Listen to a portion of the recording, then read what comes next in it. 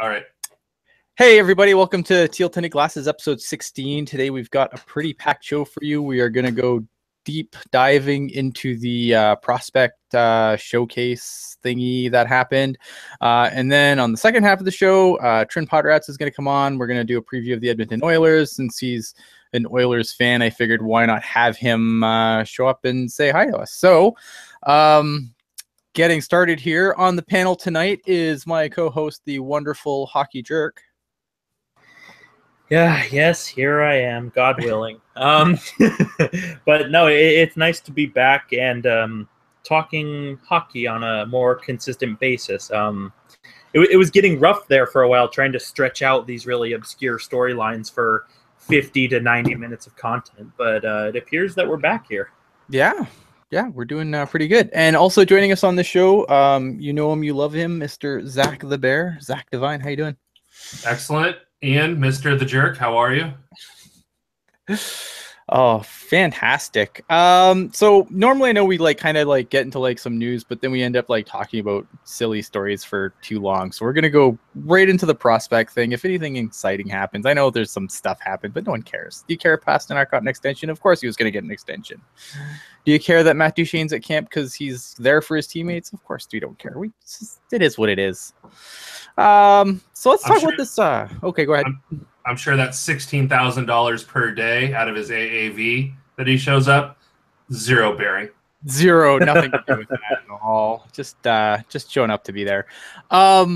So they had the prospect showcase, and we were fortunate enough that it was actually streamed this time. So if you weren't able to actually make it to the game, you could watch it, which was something, probably preseason games won't be streamed, but we're making progress. I thought it was pretty awesome. You could go to NHL.com and see all the cool, you could watch all the prospect camps if you really wanted to. I watched a couple of other games. I watched Chicago kill somebody with DeBrincat scoring all the goals. Did you guys watch any other prospects other than our own? I intended to. Whatever day was the Sharks playing the Arizona Coyotes, and then the game that was before that, Anaheim and Colorado. I intended on catching both of those games, but things happened, and so I was only able to catch part of that Sharks game. But then I actually got to be there for the Sharks against the Ducks when they got throttled. Cool. But it was nice. It was nice to see the young guys. The young guys in action. I have a hard time calling this a meaningful game, but it's definitely not a scrimmage. So they had that going for them. Yeah, absolutely. Zach, did you catch any of the other prospect games? I know you were pretty involved in the covering the scrimmage there. Yeah, it was the only hockey I've been able to watch really this summer. I came out of hibernation for the Sharks rookie showcase, and was glad I was there. I caught the other live games. For me, getting those live viewings is always important, and you see a little bit more. You get to watch how the players are responding to coaching, things like that. So I didn't catch any of the coverage on NHL.com, but was able to catch 5 of the games for the rookie showcase. So nice. And it keeps us all abreast on the Pacific Division. These are all players that, if their development goes well, we're going to be facing the San Jose Sharks, in the next, year to 3 years, I'd say. That's kind of where you figure out what you've got with your young players. So the long answer is no. I just watched the rookie showcase. I got a question for you before we get into the Sharks. Just because you watched the games and I didn't see him, but it seemed like for the Coyotes, I was surprised Dylan Strome seemed as quiet as he was. What did you see in Dylan Strome's game? Not much. And a couple of my of the West Coast scouts that I run into a lot, we chatted quite a bit about Dylan Strome, and it was I don't want to say concerning because it's too early. Shaking off the rust, new line mates, et cetera, et cetera. But you would expect a player of that caliber, with his draft pedigree, with what he's been able to do in the OHL, to come in there, especially physically. He's a big kid, and you're playing against he's playing against his age group, but physically, I would say that he's beyond that. And he was quiet. He didn't exert himself in those games like I think everyone both hoped and expected. And he was, he was centering that top line with pretty consistently with Clayton Keller. Mhm. But the flip side of that is I felt like he was more of a passenger, even as the centerman. Yeah. They shifted Keller to that wing, and Clayton Keller had the games I saw, he showed flashes. Mm-hmm. But at the same time, he wasn't getting a whole lot of help. No, it's surprising that line, because when I saw that line going into the tournament, I was like, wow, this is going to be fun to watch. And then like I almost like forgot he was there until the Sharks game. Like, oh hey, there's Dylan Strome. Like, it's crazy to me because this is a guy was averaging like 2 points a game in junior or something silly like that. Like, it's just I don't know. It's confusing. That's the best word I have for it. Yeah, and it's a little concerning. They tried to keep him in last year, ended up sending him back to junior. The Coyotes had room, on the roster where if he would have played well and showed that he belonged, you're not going to keep a kid if you're not going to also hope that he seizes that opportunity. Right. Getting sent back to juniors, hopefully that was a wake-up call that his game wasn't where it needed to be for the NHL. And you're right, coming into a rookie showcase, they're not meaningless games. They're important games to their development. The men in black coats, it was amazing. You couldn't get a seat in some of those sections. Mm-hmm. Joe Sakic all the way down to the regional scouts are there for the Avalanche, and same for the Coyotes, same for everybody. And so you're trying to make a name for yourself, and to not seize that against really your age group. This is his competition. Cause for pause, for sure. Yeah. It was. I thought it was something worthwhile to bring up because, like I said, he averaged like 2 points a game. Goes to the Memorial Cup. I mean, I know they didn't win the Memorial Cup, but yeah, I was kind of flabbergasted because I honestly, until I saw the roster, I think before like their first game, and then I was thinking like, and then I saw him, like they just mentioned him during the Sharks game, like, oh hey, yeah, there's Dylan Strome. Like, how is this the first time I'm realizing he's here? Let's go to the Sharks here. And I guess since we're talking about disappointing players and the prospect, was there any players that like really stood out to you that disappointed you? For which squads? For the Sharks. No one's really, I would say, disappointing. The players with where they were at, and we watch quite a bit of the Sharks prospects. Yeah. And so we kind of know where they slot in organizationally. I thought Rudolph Balkers came as advertised. Mm-hmm. Everything that we watched, last year, the dub with him, with Kamloops, I think showed. He did show more of a willingness to get in the corners, play more of a north-south game, all those things that, we've all, talked about seeing and witnessing the evolution of his game from last season. This time last year, we weren't even sure he knew he could skate in between the dots. And now this year, he's driving the net, he's getting into corners, he's not physically imposing, but he's doing what he can with what he's got. Got to, respect that. I thought one player that I was hoping to see a little bit more out of was Vincent Praplin. I'm not sure I'm saying that right. He's an older player, coming over from the NLA. You have to hypothesize here that he's not missing the start of the European season to just come over here and skate around and see if he can do something. So right. That's a little concerning. He struggled with the smaller ice. His reads were good, but his angles were off. He was running out of time and space far quicker than he was used to. And after the first game, him and Noah Road were kind of joking about that. They're saying, "Is this ice even smaller than it's supposed to be?" Because it's an issue. Switching from that smaller ice. I thought Gahagan was good. I know we'll talk about him a little bit more later. I thought he was solid.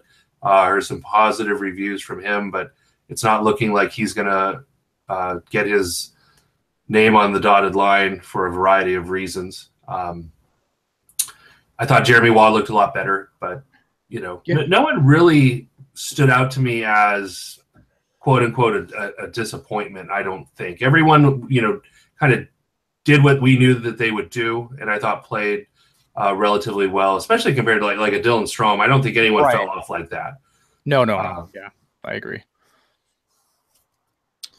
Yeah, it's funny that you mentioned Praplin, because in looking at the roster sheet before the game against Anaheim, he kind of jumped out to me because he was from Switzerland and he had scored a good chunk of points this past season. So I'm kind of thinking, okay, this guy, they're probably seeing if he can translate to the North American game. And, I'm with you on that one. I thought there were many times where he would get the puck and he would kind of panic and be like, oh, I have to do everything. I need to get the puck in the zone. I need to do this. And a lot of the time he would, shoot the puck wide, or he would try and pull a move and the Ducks would take it off of him. I mean, you could say it's nerves or adjusting or whatever, but definitely he didn't, match, I guess, my expectations. But even then, I wouldn't really call him a disappointment. And then the same thing with Coronar. I heard a lot of good things about him. And the game that I saw in particular, which, like I said, was the Anaheim game, he didn't impress me, but that's also because he didn't get a whole lot of help from the defense. And I feel in that game, the defense as a whole was kind of just, Like, I mean, they were there and they were going through the motions, but nobody really stood out to me as, having a good showing, I guess. But in terms of guys who looked good, I mean, like you said, Balkers, obviously, we expected nothing less, and he showed us exactly what he had, and it provided some good feelings for those who may be worried about the Barracuda kind of coming back down to earth. I definitely think he will have the chance to be an impact player for them, if he doesn't make the Sharks, like I think he might. And then, I mean, I liked what I saw from True. I think if you have Carpenter, moving into the Sharks lineup, I think True slots into that third center or even the second center role nicely. I liked him and Balkers, and I believe it was Sandberg who was on their line. Yeah, that line. That line as a whole, I very much enjoyed, and I feel like he didn't get talked about nearly enough. But I was a big fan of Noah Gregor's game in this tournament, especially the game against Anaheim. I felt at times he was the best player on the ice, and he didn't really show that on the score sheet, but there were a lot of simple moves he did with the puck, especially in the neutral zone, where I'm just like, okay, that's smart. You're not getting too overzealous with what you want to do. You're just being smart and, trying to chip away at the deficit one goal at a time. And, I really enjoyed his game. And, same with John Martin. John Martin was a scratch for the Barracuda a lot last year. And, I believe he was on the second line with Praplin and I can't remember who else was on that line with them, but I know there were Noah Road. Noah Road. And there were a couple times where, he got a chance right up Main Street and, I mean, couldn't bury it, but, it was nice to see him. He was very physical, but then he was also able to get a full head of steam and, get I won't say grade A scoring chance, but definitely a scoring chance that kind of makes you lean forward in your seat a little bit. Overall, like I said, I don't think there were any disappointments. It was just kind of a collective good effort. I mean, that's what I thought. I don't think there was anybody who was just like, oh God, why did we invite him to this camp? Right. Yeah, I agree with that. I don't think I was super disappointed with anyone per se. Like, I mean, there's obviously players that stood out more than other players. I thought Nick DeSimone had a hell of a camp. One of the best defensemen on the ice for the Sharks. I mean, and there was some good performances on the blue line, but I love how, I mean, I know he's a touch older than a lot of the guys that were there, but I thought he had a really good camp. Who else had a good camp? I thought, Joseph Corner, like that Ducks game was rough. I don't know a polite way to say it. I mean, it was pretty bad. He didn't get the help that Gehagen got the night before. And I part of it I kind of feel was like because they did tweak the blue line a little bit. And I think that didn't help. I don't like, I know Zach said this 100 times and I'm right with him. I don't know what the hell they see in Shoemaker. Yeah, he really struggled just with the pace of the game. And in the second game with Kornar and in net, I thought Radim Šimić, that was his roughest showing that I had seen. He just kind of got caught out a little bit, seemed to get caught in no man's land. At least twice it really stick out in my mind, where he wasn't, didn't commit to the puck carrier, but wasn't, far back enough to be picking up anything in the crease. And again, this is a player that spent a lot of time in Europe. He was an extra league. There's going to be some growing pains, especially for a defenseman, refiguring those angles, cutting down the angle, taking away space for puck carriers and things. That's going to take some time. I know he's kind of a popular dark horse to make the seventh defender, but I as much as I think he brings, I think when you slot him up against a Tim Heed and a Joachim Ryan for that 7 spot, and a Dylan DeMello. Yeah, and then Dylan DeMello, who I think is still better than both of those two players that we're all three of us are very high on. I just don't see that one bit. Not to start off. No, it could happen, but I agree. I don't think as much as there's been that kind of that talk around. It's just I can't see him anywhere but the Barracuda to start the season. Yeah, just based on depth alone. It's just because again, he's had the year to come over and really adjust to the ice, and and I think that's definitely a feather in his cap. And then obviously Joachim Ryan's been playing on North American ice his entire life, and Dylan DeMello, same thing. So I just I liked what I saw, and I'm looking forward to watching him on the Barracuda, but I didn't see an NHL defender there at all. Yeah, I saw the tools that could develop into one though. Yes. No, and I would definitely agree with that. I just don't see the rate now. I feel like it's he's a guy that should have some NHL upside, but it's going to be like Nick Sorensen. He's going to have to put the time in to adjust. Mm-hmm. Yeah. I was thinking the same thing as Zach, because when I was getting to the tank on, I can't remember what day the Ducks game was on, but that day, one of the thoughts in my mind was, okay, you've spent all summer talking about how Šimić is really good at the long bomb from the point and getting it on net.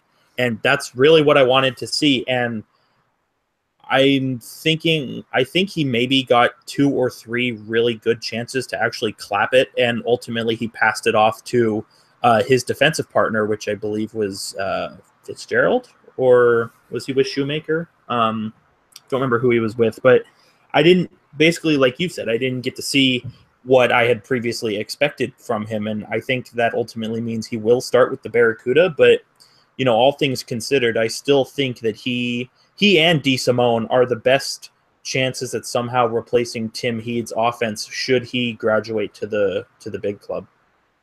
Yeah. What did Zach? One defenseman that we haven't really discussed yet, Michael Brodzinski. Did you see anything that? Is there a spot on even the Barracuda for him at this point, or is he heading back to Allen? That's a great question because looking at where the Barracuda blue line is, you have whoever loses. It sounds like we're in agreement that it's either Heed or Ryan is for the number 7. Yeah, right. I say Heed because I think Ryan they can still hide without losing him, without risking the waivers. Completely agree. Jerk, are you on board with that? Yep, agreed.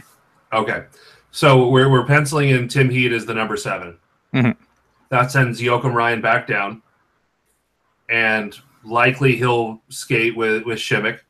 So there's your top pair. Jacob Middleton, who signed his well-deserved entry-level contract and is showing. Roy Sommer, after the first game, said that Middleton's an NHLer. It's just a matter of time. It's just a matter of him putting in the work. And there's no reason to think he won't because he works his butt off. And so, Roy Sommer, who's big on work ethic, that you can say what you want about Coach Sommer.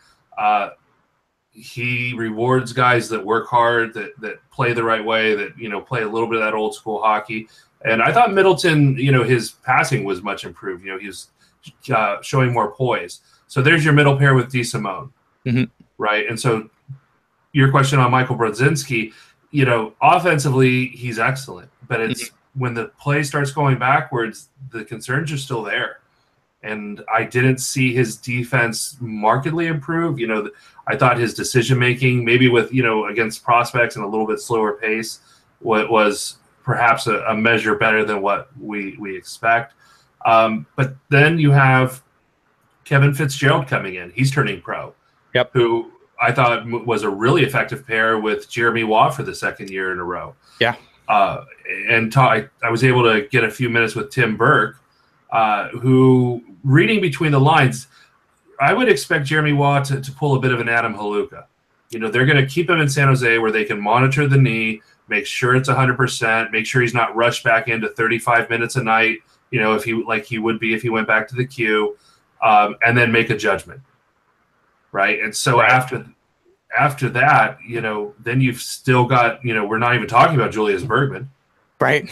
Where does he slot in? Somebody's going to get bumped from there because realistically, there's going to be 8 defenders for the Barracuda, all well-deserving. But at the end of the day, I'm not sure I see NHL potential in Michael Brodzinski. I think he's definitely a professional hockey player. I think he's an AHLer with some improved defense. But do you send him back to Allen because you do have guys that do need that maturation, that do need that experience, that do have the skill sets? Right. And that's, especially if Jeremy Waugh sticks. I mean, if Jeremy Waugh sticks, then it's murky. Does Julius Bergman then become the 7th defenseman? It seems crazy to me. Went from the middle pair to the 7th defenseman over the course of a summer. That just seems like that's crazy to me a little bit. And you've got to figure out, even where he slots in, because Middleton and DeSimone, that's a great pairing. It is a great pairing. Do you potentially take the right-handed Bergman, put him up with Joachim Ryan? That's not a bad idea. And then have Kevin Fitzgerald, your rookie, go in, in that 6-7-ish spot. Right, yeah. And then, we're still trying to figure out what to do with Šimik, now. So do you put Šimik with Brodzinski? That a guy learning North America ice and a guy that doesn't really care to skate backwards, that's that's a little spooky. But then you're dumping, Kevin Fitzgerald onto the 7th spot, and he's an impressive young man. Yeah, he's a guy that you do need to get reps in with. Yep. Yeah, I don't know what to do. Yeah, I mean, but Sommer, he loves the 7 defenders. Yep. That way he can figure out who's going with his forward lines and double shift them. Danny O'Regan played more hockey in his life, last season when he was going, and we saw it with Timo Meier. A lot of the forwards, he doesn't mind. It's like, yeah, I know you just got on the bench, but get the hell back out there. Yeah, breathe harder. I don't know, get the oxygen to your legs, figure out something. But I want you back on the ice, and so pulling that move as well. That's well within the Barracuda playbook. Moving on to the forwards, what did you think of? Because we've talked about Balkers was just great. I thought he was great. He was probably the best one. I think of the rookies, guys that didn't play in the AHL last year. He was probably the best Shark on the ice when he was. Here, let me ask you a question, Ian. So you said out of the rookies, he was the best. What Shark did you think, AHL or not, played better than Balkers? Not on forward, probably nobody. I really liked what I saw from DeSimone during the games that I watched. It's hard, it kind of, if you put them to if you put everyone in, I kind of juggle between those two, because I thought they both, based on their respective positions, I thought they were both really, really good. Fair. I was just wondering. Yeah. Thank you for that answer, sir. Oh, that's not a problem. Other guys that what did you think of Joachim Blichfeld? I thought Yoakum, he's a player that I got to catch a couple times when I traveled up to Portland last year. I was frankly expecting a little bit more from him. I thought, he's definitely taken steps. His time in Portland has paid dividends.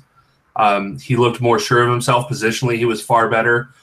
Defensively, worlds better than last, year as a true rookie coming in here. Just kind of one of those players that, as it develops, he's going to get more to ice time, especially with Portland. Portland's a team on the upswing, so that's the best place for him. He's going to go back up there and play with Cody Glass and play under Mike Johnston.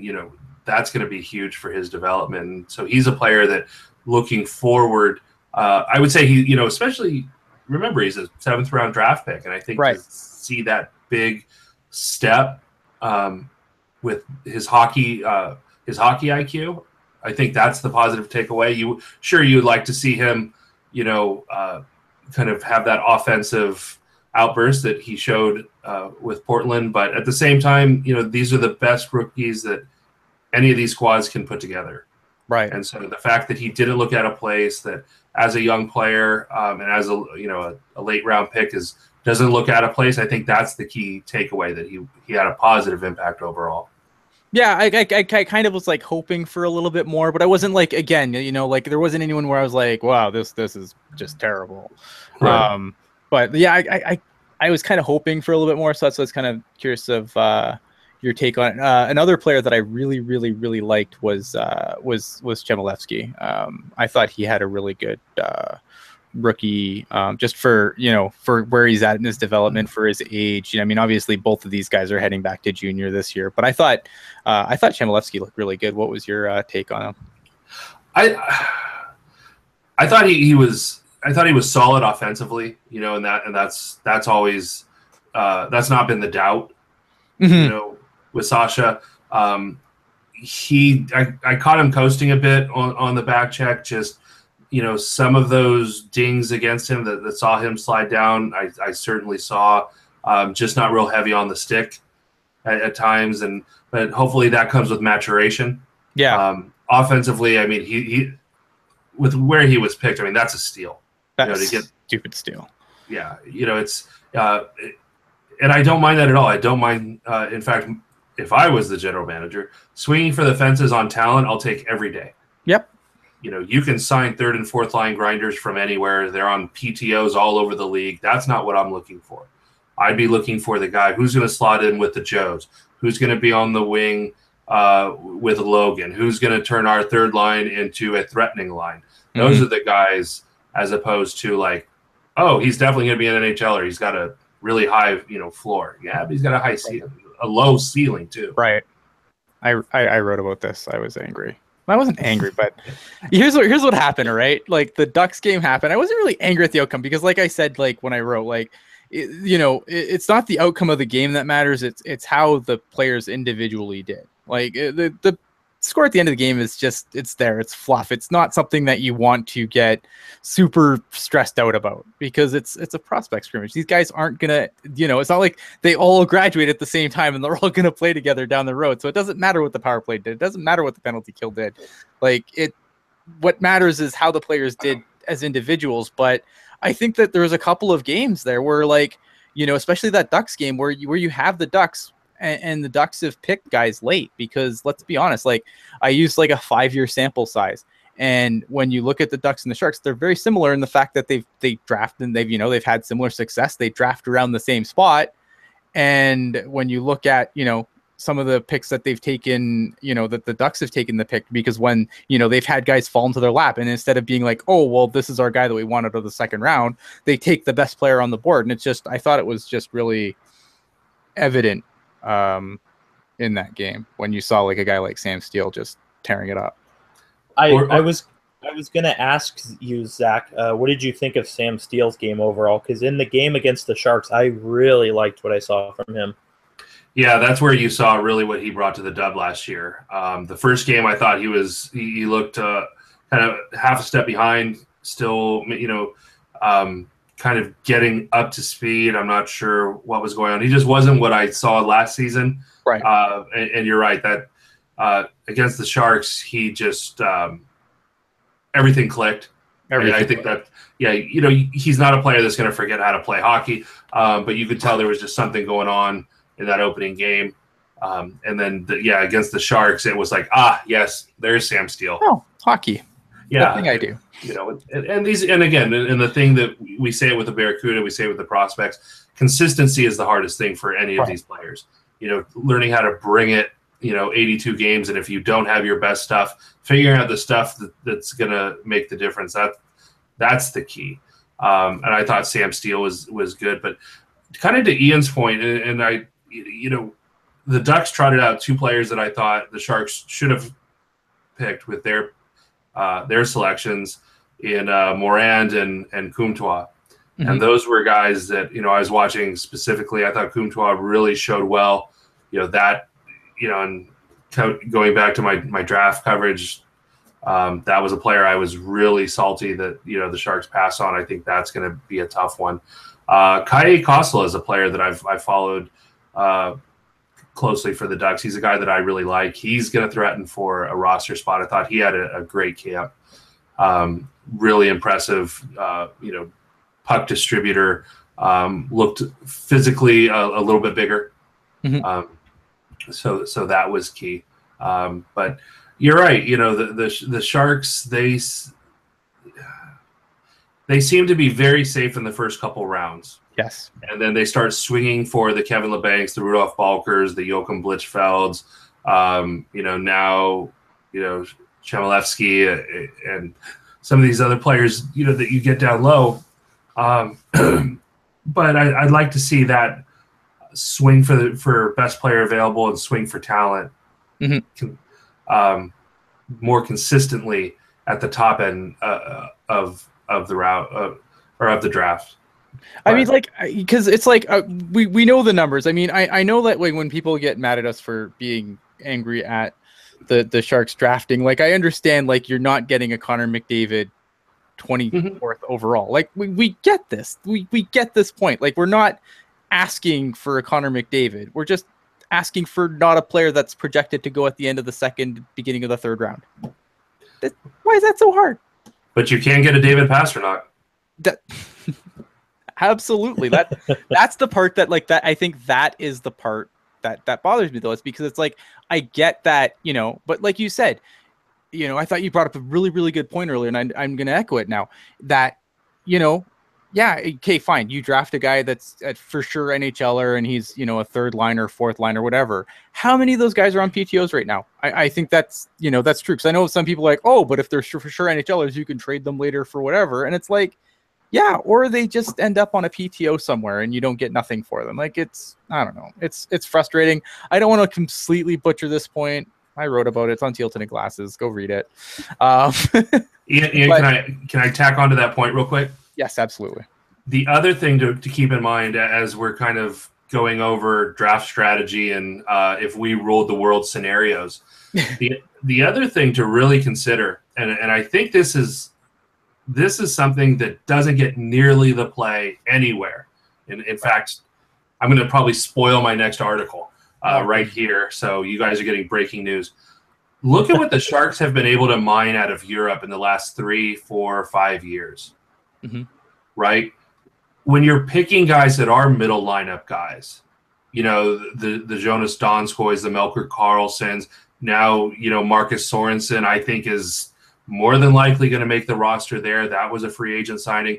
You were able to get Philip Sandberg, who, looks to be, very comfortable. Kind of reminds me of Sorensen, where the North American ice might actually suit him better for his style of play.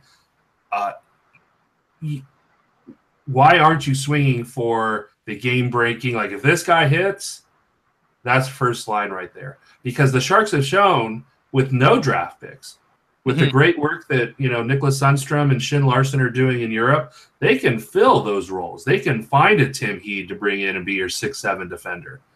They can find a Kevin Fitzgerald in the queue. Mm-hmm. A Jacob Middleton. Jacob Middleton's going to be a 5'6" defender. He's a Brendan Dillon type. He's not going to post the huge numbers, but yeah, 3, 4, 5 years down the road, there's your number 5 defender. Yeah. Yeah. It baffles my mind. And the other argument, of course, is like, well, they did that with Goldobin. Look, like, yes, they're draft picks. Some of them are not going to work out, but at least with Goldobin, they actually like Goldobin, and he may still have game-breaking talent. Like that's yeah. I mean, they're not always going to work out, but the Sharks have so many. They'll probably play in the middle 6, bottom 6. Like, I don't know. All right, enough on that. Jerk, was there anyone else that really you've been kind of quiet for a bit here? Was there anyone else that stood out to you when you were watching any of the games?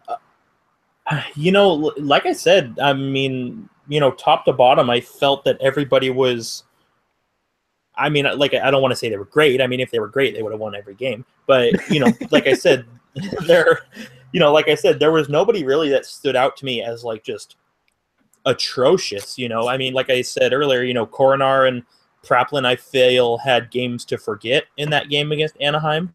Mm-hmm. But even then, overall, I wouldn't say they were totally awful.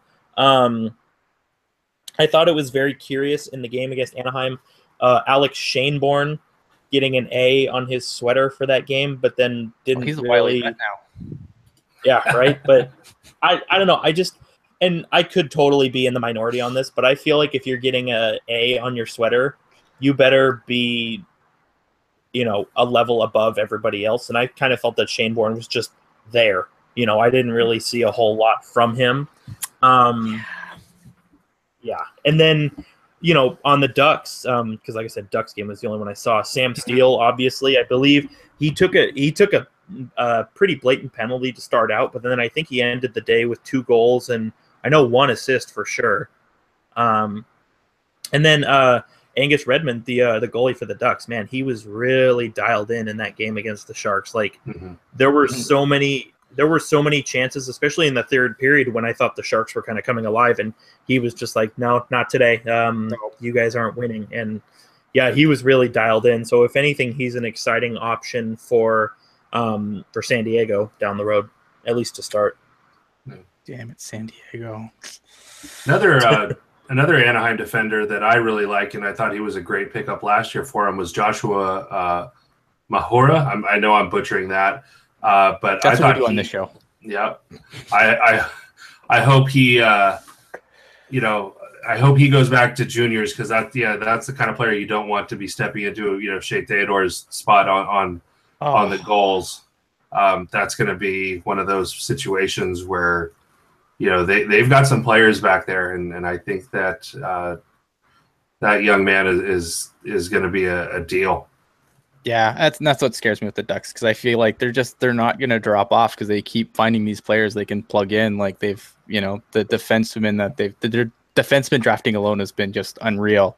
And then you find a guy like Ricard Raquel at 30, who probably plays on your top line this year. Like big. How does he not? I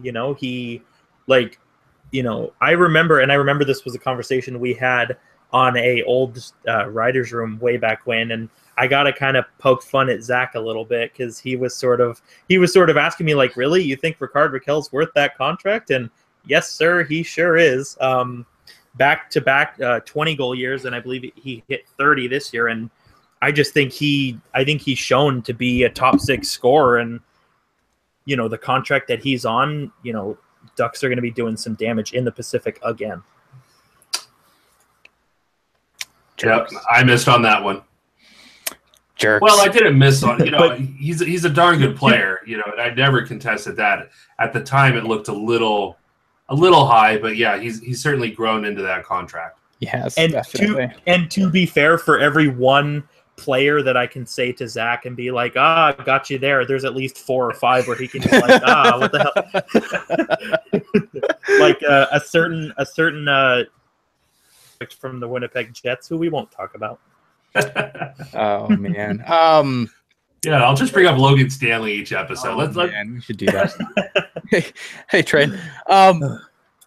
Give me a second here. I'm gonna wrap up on this. What did you think of the other prospect that really stood out to me from the games I saw was Tyson Jost for the Avalanche. Just silly.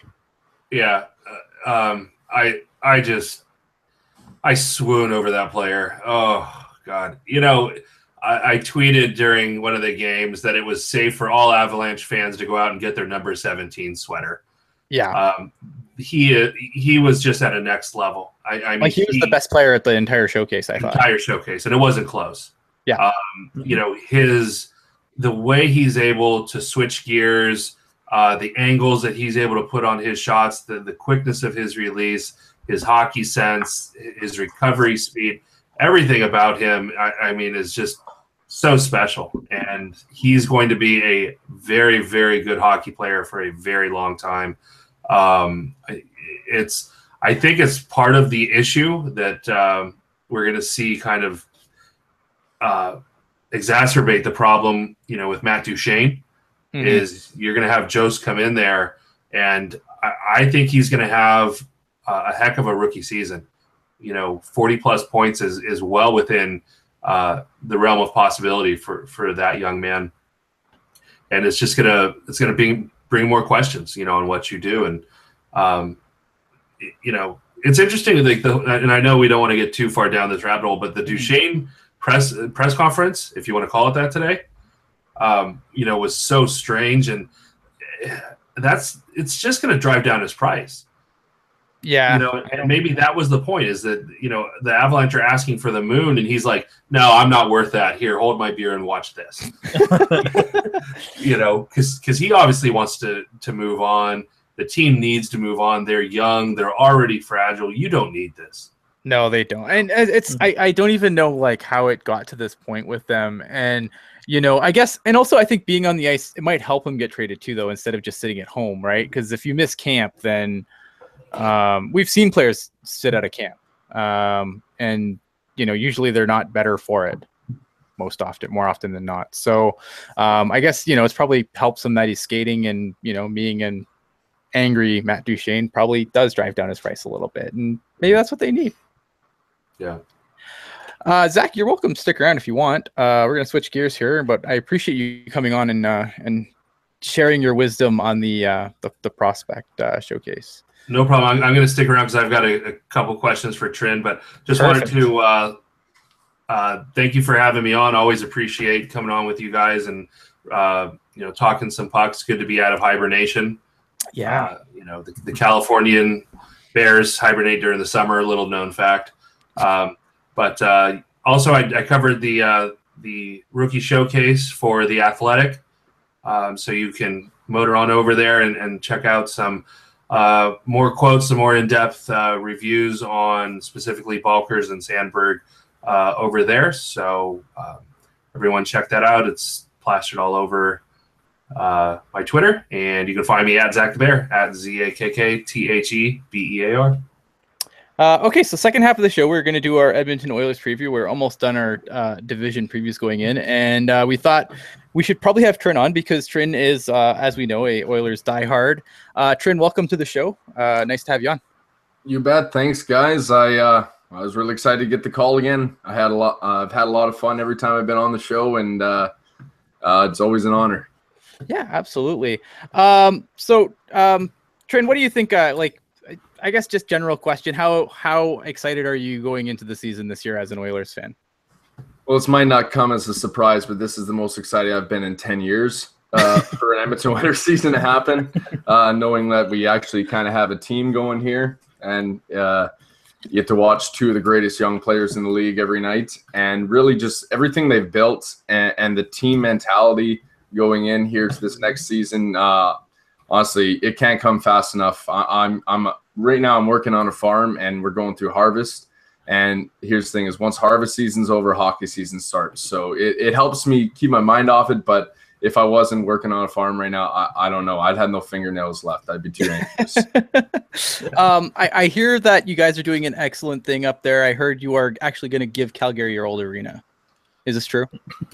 Well, I think that it's just the nicest thing we could do for them. We're going to get a couple Super Bs out there, and they're going to pull her on down that highway. Perfect. That's I think that's really well to do for a division rival. Yeah. Just before we get into the Edmonton Oilers, what do you make of the situation in Calgary? Just as you're probably a little more plugged in than we are.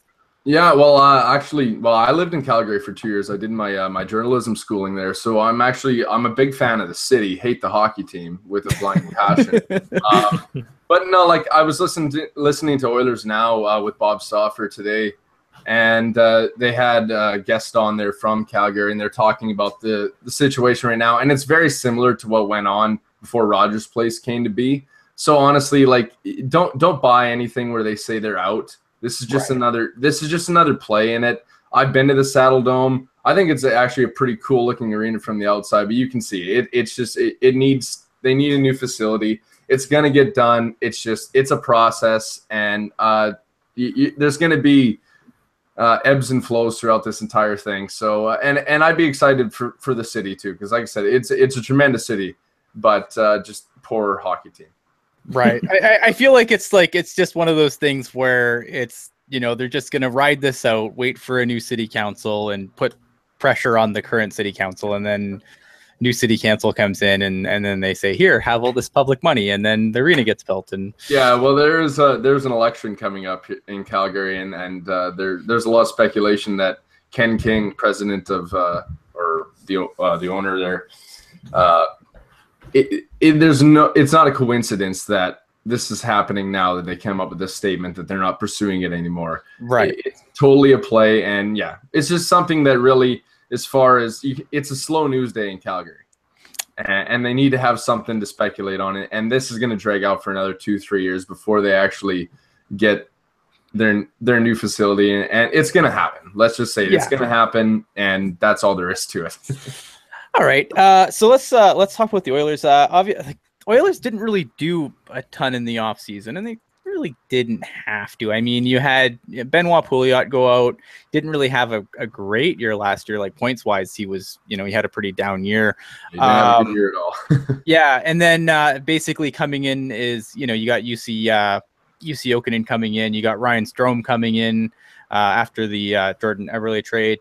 Ryan Strome's an interesting guy because, this is a guy with like a lot of potential, but hasn't really done anything with it yet. Now, I guess they're going to put him on McDavid's wing. So, I mean, if you're ever going to be something, how do you feel about the additions coming in? Well, I knew it was going to be a quieter offseason. I think we've seen the Eberle trade coming. Like throughout the playoffs, he became public enemy number one. Like he became the whipping boy. And unfortunately, in a strong hockey market like Edmonton, there's always a whipping boy. I'd compare him to what Mikkel Bodker was for you guys last year. That's kind of what Jordan Eberle was this year. So you've seen the deal coming. And honestly, when I first heard it was for Strome, it was actually been reported like 2 months before it happened that the Oilers were probably going to have to move out salary and whatnot and bring in a lesser player like Eberle, which is exactly what Strome is. So at the beginning of it, I didn't like the deal. Mm-hmm. And then what I've tried to do lately is I put on my scouting hat and go back and watch some of the old games that Strome was playing. And one thing I did notice is that, like, I know this guy, he's got the draft pedigree. I think he's actually a better fit on this team because I think he actually has a stronger shot than Eberle. And for some reason, Eberle didn't gel with McDavid, and I think that Strome could. The big thing I think that needs to be known about Ryan Strome, based on, like I'm saying, this is only based on 7 or 8 viewings of his games. Sure. Which, can only tell part of the story. But I never seen him out of position defensively, which I think is really important, and that's something I think that Todd McLellan's going to like about him. He's versatile. Like I said, he's going to be playing on McDavid's wing, which is going to be a big boost. And I think, 20 goals is definitely not out of the question. But if Draisaitl moves up to the top line to gel with McDavid again, Strome can play center. And I think that we're going to get a little bit of a look at him in center in training camp, and we'll see where he is on that. So I'm big on the Strome addition. I think that he's going to be a good fit. UC Jokinen was a universal acclaimed move. Not a single person was upset with it. He's a solid veteran player. I think that he's going to do wonders for our other young Finn, Jesse Puljujärvi. But I think he's going to have more of an they have the training camp lineups will have him Jokinen on Nugent Hopkins' wing with Puljujärvi on the other side. And I think that he's going to be actually better for Nugent Hopkins because Nugent Hopkins, he had a poor offensive season last year. And a lot of that stemmed from the fact that he took it upon himself to play a strong defensive role, and he really did excel that way. But at the end of the year meetings, Tom McClellan came out and said that we want Ryan to take more chances offensively, and he needs to have players on his line that he trusts defensively so he can take that next move. And I think Jussi Jokinen is going to have a bigger impact on Nugent Hopkins than he does on the young Finn and Jesse Puljujärvi. So overall, I knew it would be a quieter offseason, but what this team did and last year and what they can do going forward, I'm definitely excited, and I have no worries, none at all. Awesome. Jerk, you have any questions before I move on to anything else here?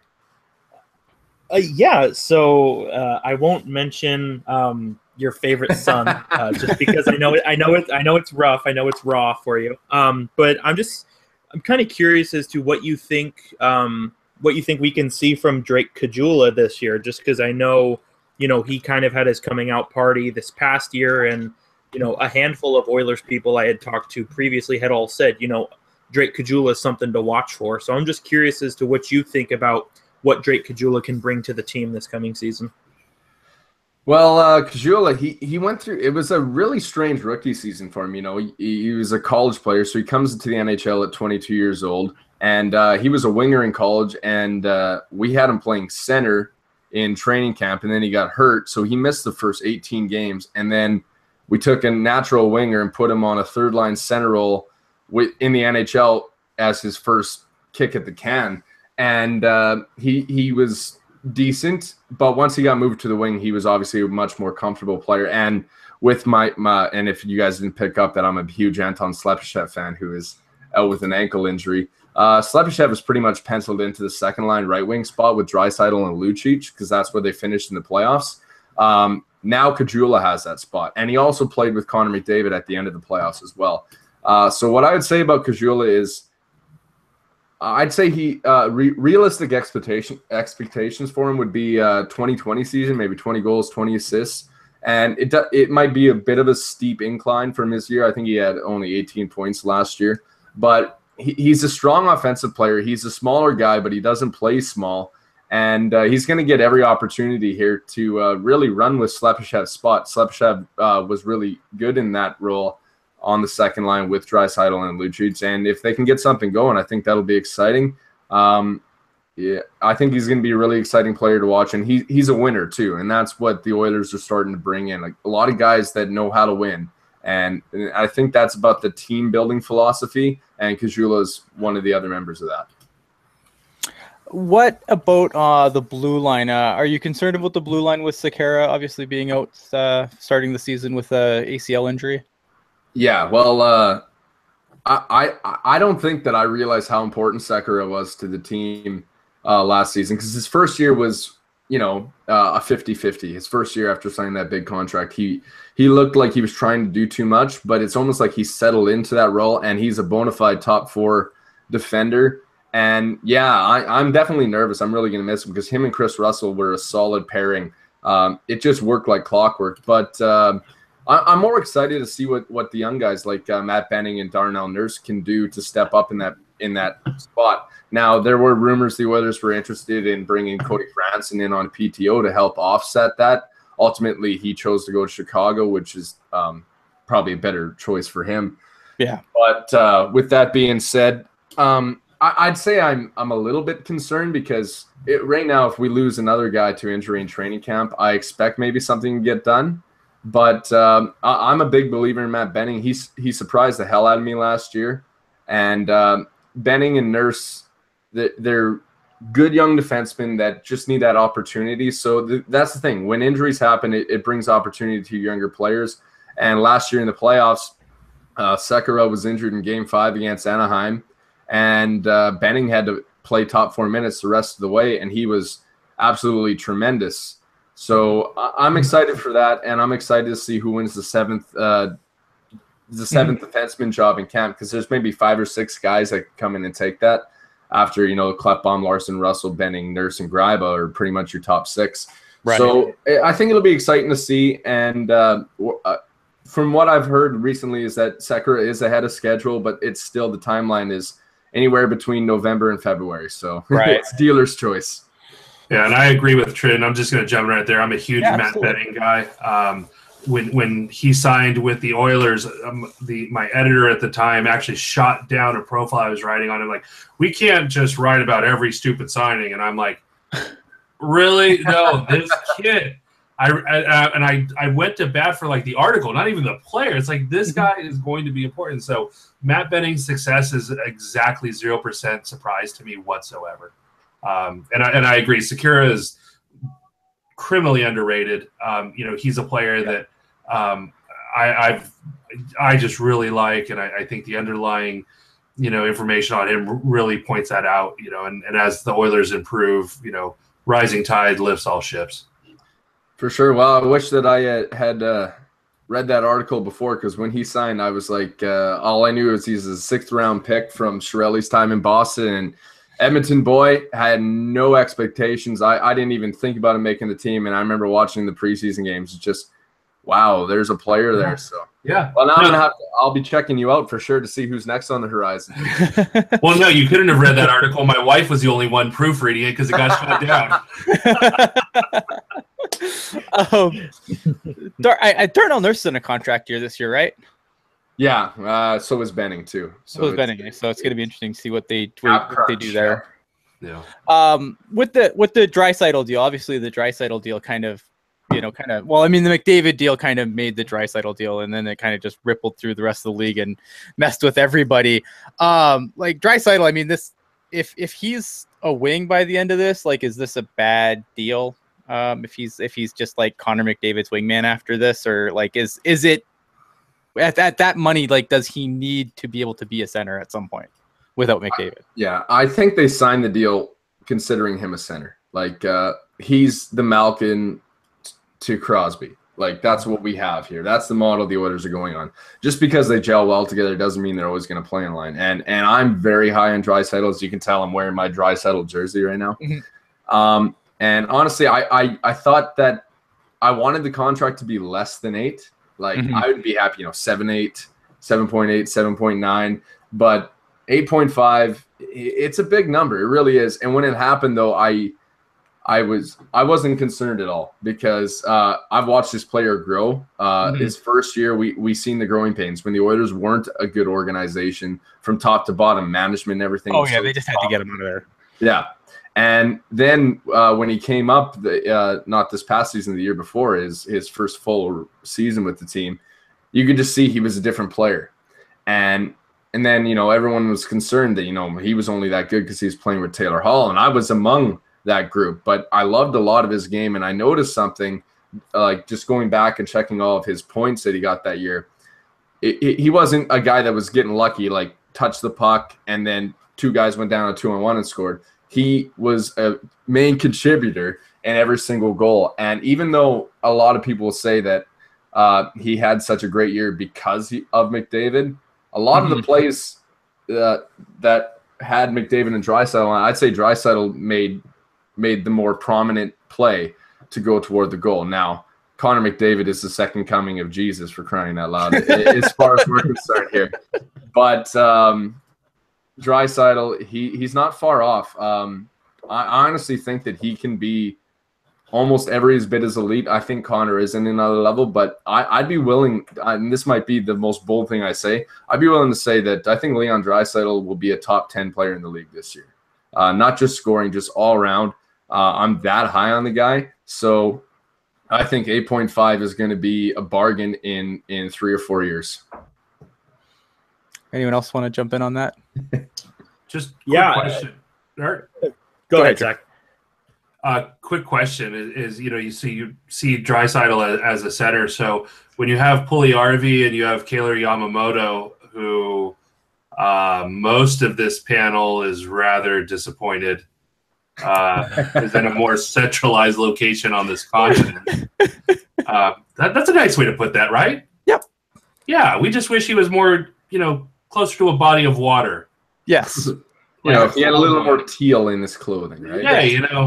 Yeah, a little more Pacific Oceanish. But where do you see those guys slotting in? Because those are two real similar wingers, obviously physically different, but playmaking wingers that really kind of slot in well with two centers. Where do you see them fulfilling that role? Most definitely. You can definitely tell. Right now, the Oilers have solid center depth: McDavid, Draisaitl, Nugent Hopkins down the middle. Right. So you're going to need to have cheap wingers to come in and play with those guys. Kind of like I think Kyler Yamamoto could easily be another version of Jake Gensel. Not to always use the Oilers in a comparison to Pittsburgh, but a player that can come up on his entry-level deal and click with one of those top two centers. And when you have two centers that are elite, like McDavid and Draisaitl are, for example, look what Patrick Maroon became playing with Connor McDavid. He became a perennial power forward, a guy that scored 21 goals in the previous 180 games of his career, scored 27 last year, right? And players like Puljujarvi and Yamamoto, they don't have to go out there and make everything happen. They just got to find a way to get to the places where these guys are going to put the puck. And I think that's a big reason the Oilers went and selected Yamamoto, was because he can fill that role. And watching him in the Penticton rookie camp here, I heard you guys were talking about your club's rookies.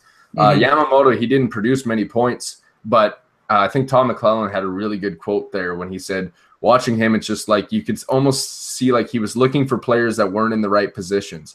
So he's more accustomed to playing with more talented guys. And when he's going to be playing with those guys, you're going to see some magic happen.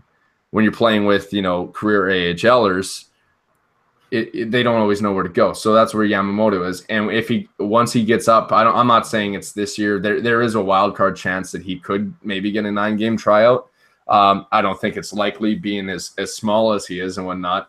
But maybe at age 19 or 20, Yamamoto is going to be playing with Connor McDavid or Leon Draisaitl and really clicking, and becoming their Jake Gensel. And that'll be the year the Sharks miss the playoffs. Oh, you didn't tell? I didn't say that Yamamoto was playing this year. Oh, damn! I did read reports every now and then. All right, Dirk, you had a question. Go ahead. Oh, it wasn't really a question. I just more kind of wanted to just piggyback onto what Trin said about Leon Draisaitl. He's, if you're looking for, I guess, the blueprint when it comes to, molding and building a prospect and getting him to where he needs to be, an impact player or an elite player, if you want to use the E word, Leon Draisaitl he's the perfect mold. He got his tryout and it didn't work out. So he goes back to, I believe he was still with Prince Albert at that time. Kelowna. Yeah, he got traded to Kelowna right before he got sent down. So, he goes back to Kelowna, has a good year there, and then comes into the Oilers. And I mean, like you said, his rookie year was good, for being on an entry-level deal on its own. And then he comes in this year and has an even better year. And, it kind of makes you wonder how high that ceiling really is. And $5 million tag is scary for me, considering, they saw almost a full year of him as a winger and then gave him a contract based on that, but want him to play center. That's kind of where I get concerned. But at the same time, I think Leon Draisaitl, I agree with Trin, I think he has the chances to be an elite impact player like an Evgeny Malkin or, a higher scoring version of Logan Couture, if you will. That's just what I wanted to say. Yeah, okay. I just want to have a little comment on that. Sure. A big thing that Peter Chiarelli did an extensive interview with TSN's Bob McKenzie, almost an hour long, and I just listened to it today. And when they were talking about Draisaitl and that contract, one thing Chiarelli said is, he goes, yeah, he played wing most of this year, but in the playoffs, once we put him on center, that's when he took off, and he was the best player for the Oilers in the playoffs. Mm-hmm. Better than Connor McDavid. I wouldn't say by a landslide, but by a fair margin. Draisaitl got better as the games got more important. I'm not saying that McDavid struggled or anything, but I think that was a big reason that they were comfortable giving that kind of money to Leon. I mean, having them on separate lines too, I mean, it really opens it up so that, you really have to tax your defense to try and keep up with both of them. I mean, obviously McDavid's always going to draw the best of the best, as well he should, and that definitely helps a guy like Leon Draisaitl. Ryan Nugent-Hopkins is an interesting guy because he's like basically the last man standing at this point, right? Yeah. What's the future for Ryan Nugent-Hopkins in Edmonton in your view? Well, it's almost inevitable that his contract's going to have to be moved out after this season once McDavid's comes in, and it's unfortunate because I love the player, and one thing his teammates respect him, and I think that he was the most respected and loved guy in the dressing room out of the big three we used to have, the Nugent Hopkins, Hall, and Eberle, because he always put team first. He's that kind of guy. He's just a good, humble kid, and he is a tremendous player. Now, his offense has struggled but the big thing is when his offensive game was going, the team wasn't winning. So he said and that's why I mentioned earlier, he wants to do it. Matt Hendricks did an interview after he signed with the Winnipeg Jets, and he praised Ryan Nugent-Hopkins, saying he checks his ego at the door. And Chiarelli in that same interview I listened to, he said, if it was up to him, he said, we'd love to do everything we can to keep Ryan Nugent-Hopkins on this team. It's just ideally, it's a cap world, and sometimes a player making that kind of money in a third-line center role doesn't work. Now, there's been some talk that maybe the Oilers could try Nugent-Hopkins on the wing and play him with Connor McDavid because out of every player on the team, he's played the least with McDavid over the last 2 years. So maybe there's a way they could click and whatnot, and then you can see what he really is offensively. Mm-hmm. But Todd McClellan trusts him too much as a center. In fact, McClellan, when he first became our coach, he said that he thinks of Ryan Nugent-Hopkins as his new Joe Pavelski. Now, it hasn't materialized to the point that he's playing him like McClellan played Pavelski in his earlier years, but. Both general manager and head coach are huge fans of this player. It's just if he was making 3.5, it'd be perfect. Unfortunately, He's making $6 million. That's fair. What about Cam Talbot? Like, can Cam Talbot play as many games? Like, because I think Brossoit will be the backup again, right? Yeah, well, Brossoit will be the backup this year. Do you think he can play enough games to take a little bit of the load off Cam Talbot at this point? Because I mean, Cam Talbot played just like a stupid number of games. Yeah. First of all, on Cam Talbot, ask anybody in Oilers management. They said, ideally, you don't want your goalie to play that much. But also, Cam Talbot thrived playing more. He was more locked in all the time. I think you'd ideally like to get that number down to 60. Yeah. And honestly, Brossoit is a goaltender that they truly believe in. The Oilers goalie coach, Dustin Schwartz, he was one of the hires from the Craig McTavish era. And of course, I look at every move McTavish made with very skeptical eyes, but this is one he got right. And what Dustin Schwartz has done is every goalie in the system he's worked with is on an upward trend, looking at our goalie prospects, and they are huge believers in Brossoit, and they said that it was more like, and I was concerned having him as the backup and not playing him, but they're saying he's practicing with NHL players. Yeah, and he's got a strong work ethic, and his numbers last year are amazing. Were really good. Like he had a below 2.00 goals against average. I think something like a 921 save percentage, something like that, in a very small sample size, albeit on a very good team. But I think they'll give him a lot more chances. I think you're going to see in preseason he's going to get a lot more work, and ideally, like I said, you want to get Talbot's number down to 60 games. And I'm confident that Brossoit can do it. Now, I've been bullish on that beforehand, but just after seeing some of this work that our goalie coach, Dustin Schwartz, has done, I'm more confident in that, and he can be the goalie of the future. Even though, it's hard to keep a 23-year-old goaltender that is ready to blossom as in a backup role. But no, I think that the Oilers are going to be fine. I would be concerned if Talbot does get injured because I don't think Brossoit is ready for that kind of starts.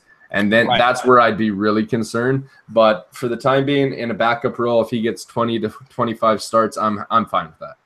Yeah, I mean, I don't think there's a team in the NHL that's equipped to lose their starter. I mean, now that Fleury's in Vegas, exactly. I guess. Jesse Puljujarvi obviously going to get a chance to make the team. I thought, Puljujarvi, he's done good. I'll get Zach to chime in on this too. Like I've liked him in spurts, and I really liked him actually by the end of the season in Bakersfield. Do you think that, and Zach, I'll let you chime in on this too, is Puljujarvi an NHLer this year? All right, well, I'm excited to hear what Zach has to say, but I'll just lay down this. I think he can. I think he's coming into this situation a lot better. He was injured so he didn't get to go to development camp or anything last year, and he was kind of thrown in, and he wasn't very effective offensively or confident. And then just as the year went on, like he scored in his first game against Calgary on just a flub by Brian Elliott, and it's almost like you could see, like he was happy and whatnot, but it's almost like he didn't earn it.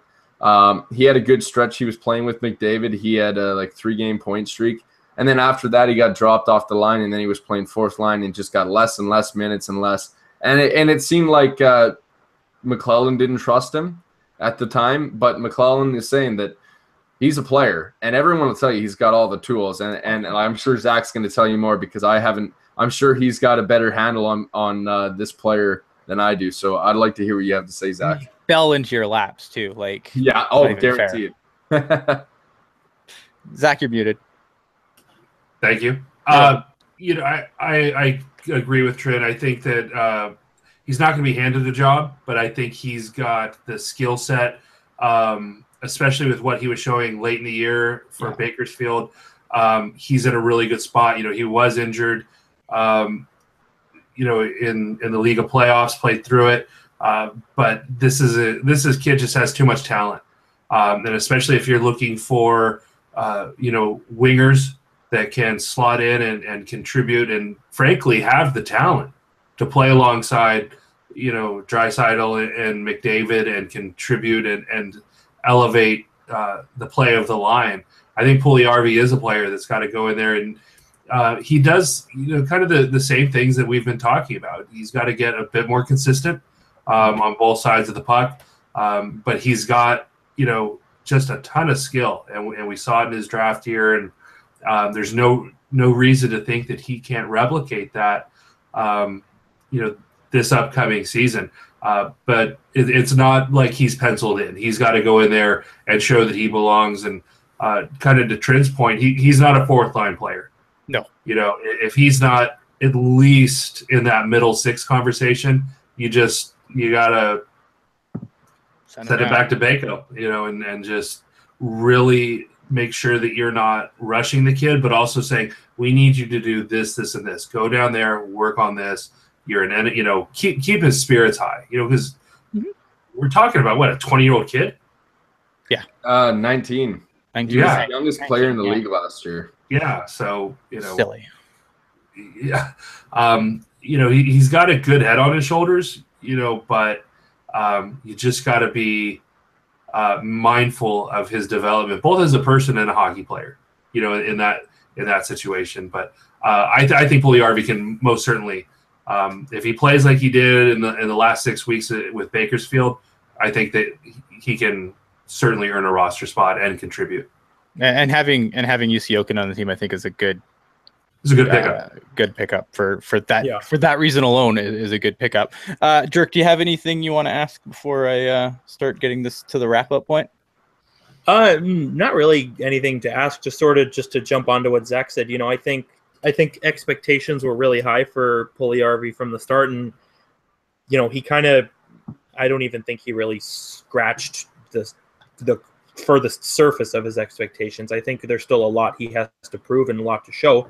But, like you guys said, his improved play in Bakersfield down the stretch obviously, creates some warm and fuzzy feelings for Oilers fans. I'm sure Trin will agree with that. And then, the pickup of UC Jokinen, I have been super high on that pickup from when it happened. And there are many episodes of Teal Tinted Glasses where you can go back and hear this. UC Jokinen is an extremely underrated playmaker, if you ask me. And I think he was one of those guys who was kind of the victim of one year and ultimately got bought out. But I'm excited to see what he can do, on that third line, because I'm almost certain it's, the two Finns and then Nugent Hopkins. And so I think there's the potential for that to be one of the most dangerous third lines, at least in the Pacific Division, if Nugent Hopkins can get things rolling. Yeah, it's not good. So where do you guys have the Oilers finishing in the division? I have them at 2. I still think the Ducks are gonna run away with it again.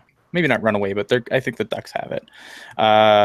Mr. Zach Devine, where do you got the Oilers finishing? I think the Ducks win it. I think